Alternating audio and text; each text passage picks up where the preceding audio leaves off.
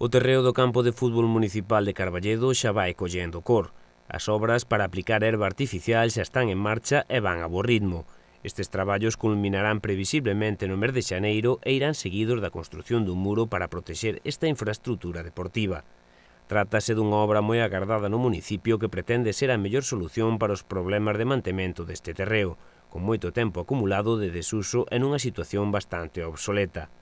A Deputación de Lugo achega boa parte deste importante investimento que será completado con financiamento do Concello e obras que acomete o Obradoiro de Emprego. A idea é que remate nunha actuación duradeira a través dun correcto mantemento e, sobre todo, que promova a práctica deportiva e, quen sabe, se a volta de algún equipo á competición.